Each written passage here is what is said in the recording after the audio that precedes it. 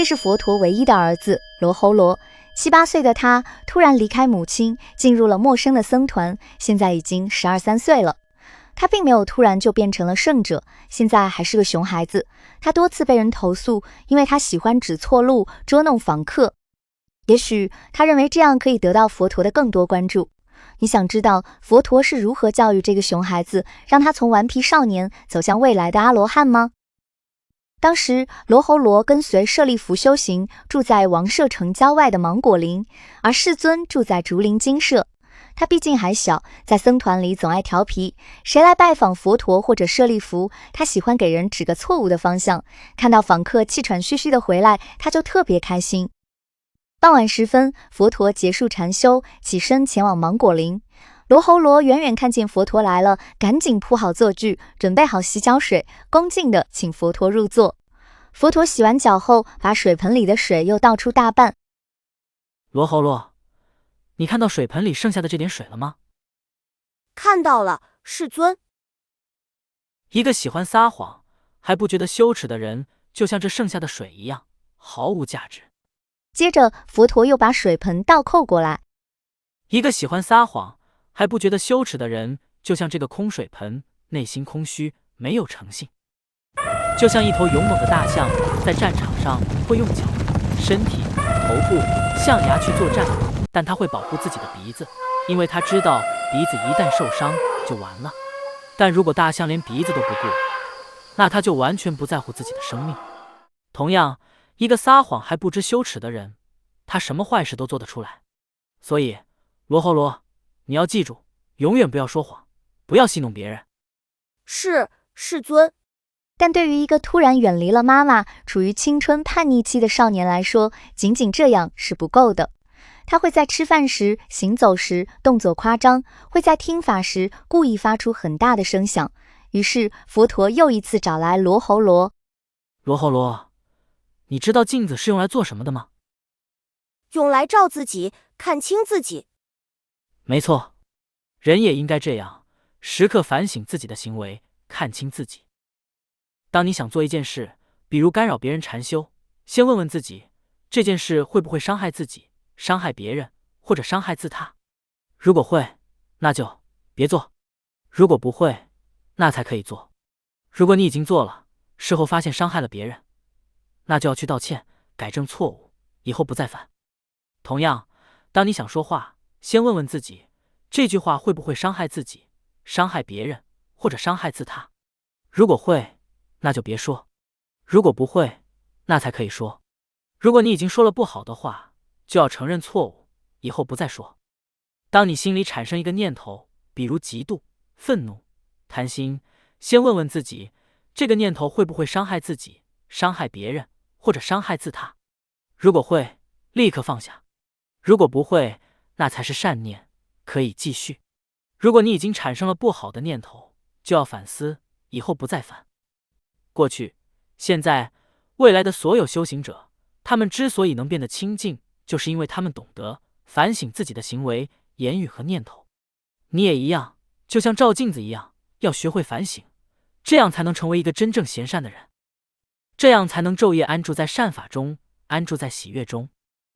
也有人说，这些大道理讲讲可以，但这样为人处事，在社会实在太难生存了，尤其在中国。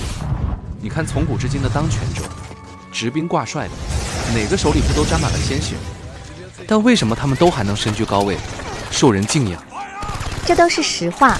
从古至今，一直有人这样铤而走险，但我们常常只看到贼吃肉，没看到贼挨打。像权势这些，就是零和游戏，这是丛林世界。且不说后世，就说这一生，这些人也是起起伏伏，九死一生。所谓一将功成万骨枯，那9999个铤而走险的早就灰飞烟灭了，剩下的这个也绝不是一帆风顺的。你怎么知道你就能成为那1/1000的幸运儿呢？这还是说这一生之后呢？比如我踏踏实实做视频，精益求精，但即使坚持多年，流量其实就是这样。如果换一个赛道，宣扬持什么密咒就能提升频率，能迅速发财，迅速走桃花运，我是什么什么菩萨转世，那肯定更火。这有可能是一夜暴富的方法，但不是适合我们走的路。我们有我们要走的路，那就是正念之路。这条路能让你没什么思想负担，吃得香，睡得安稳。虽然也会遇到挫折，但整体上生活会越过越平顺。看似平凡，其实却带着绝大的智慧。所以你想走哪条路呢？在之后的几年，在巴利金藏和阿含里都没有什么记录，但后期的传说中说佛陀到忉利天为母亲说法，这就热闹了。不同宗派发挥了各自的想象力。有人说佛陀在这个时期讲了地藏经，有人说佛陀讲解了整部阿毗达摩，还说在佛陀要回到人间的时候，全印度的国王和富豪们都抢着要第一个见到佛陀。莲花色比丘尼化作转轮圣王，可能就变化成川普吧，开着悍马想第一个见到佛陀。那个气场把印度的土著国王给吓尿了，纷纷退让。这明显是后期增加的神话。佛陀当年没有这么热闹和抢手，都算不上当时的顶流大 V。如果说阿毗达摩是佛陀讲的，就像说瑜伽师地论是弥勒菩萨讲的，都是同样的套路。所以虽然说不能妄语，但各宗派吹起牛来都不用打草稿。我们看看关于莲花色比丘尼最原始的记录。我是莲花色比丘尼，我年轻时是当地小有名气的美人，因为皮肤白皙，所以大家都称我为莲花色。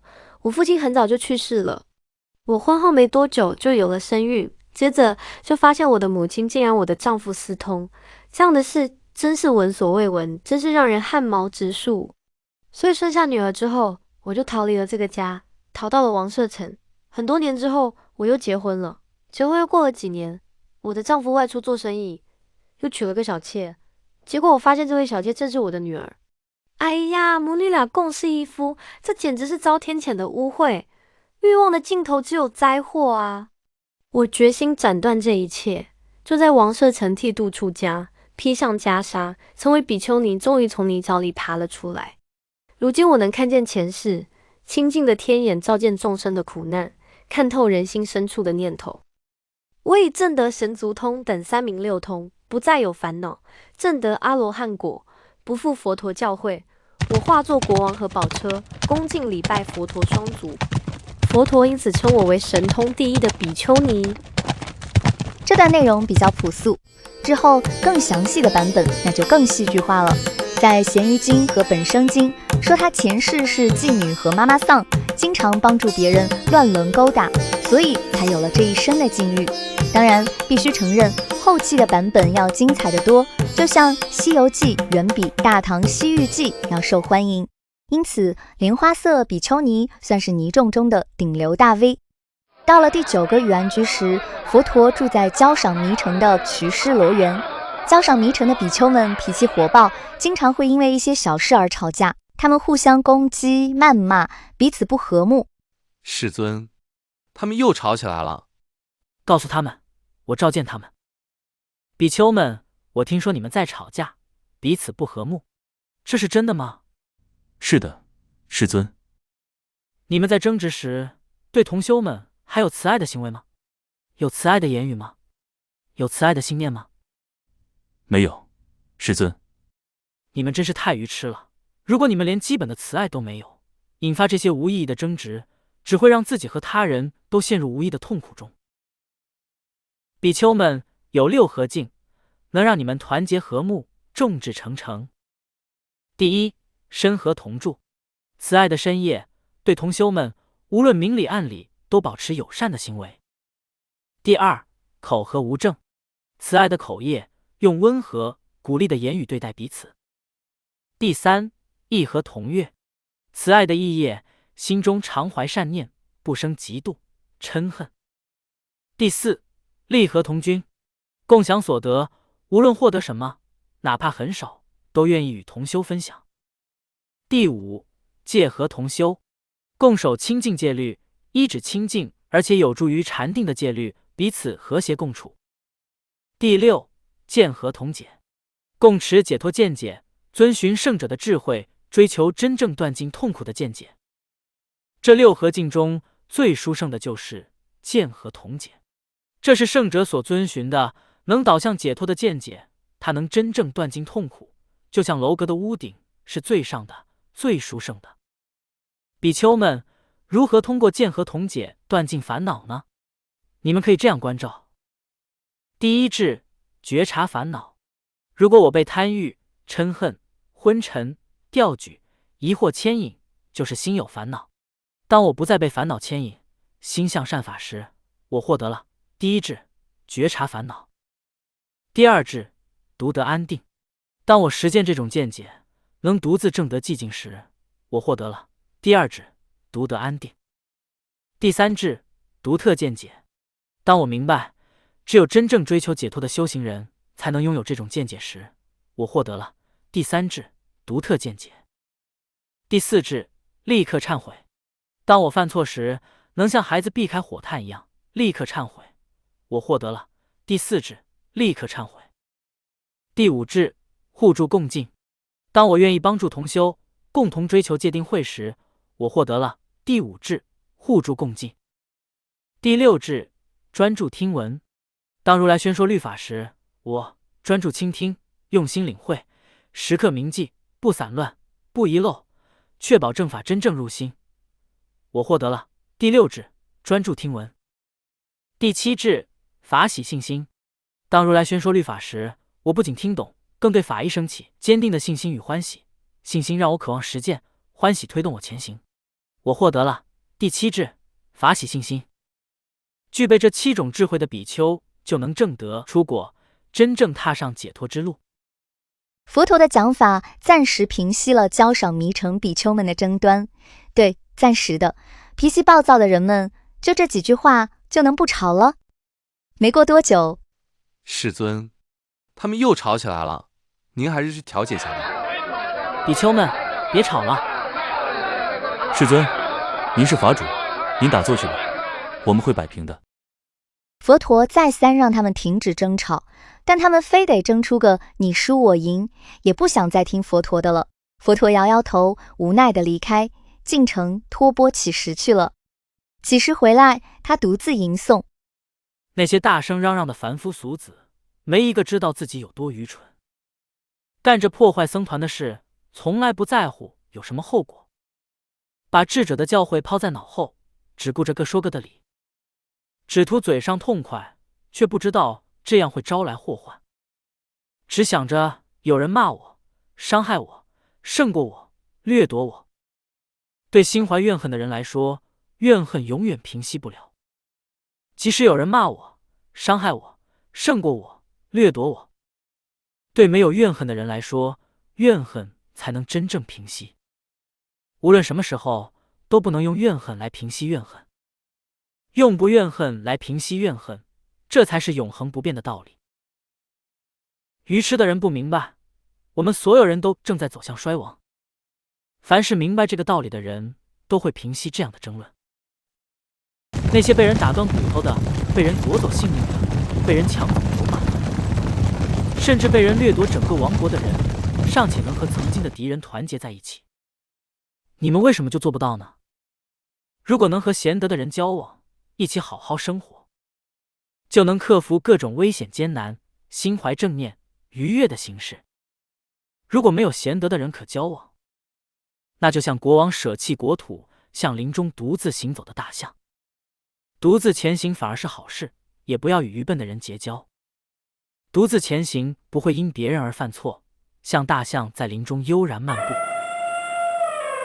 真实的佛陀并不像后来神话的那样，总是依靠放光和神通来降服大众。他就像我们身边的智者长辈一样，也要面对现实的无奈。比丘们争执不休，弟子们不听劝解。他既没有用神迹压服，也没有用权威镇压，只是转身离去，把真理交给时间，让每个人自己去体会。佛陀的长处在于智慧的照见，逻辑的思辨，而不是世俗的管理。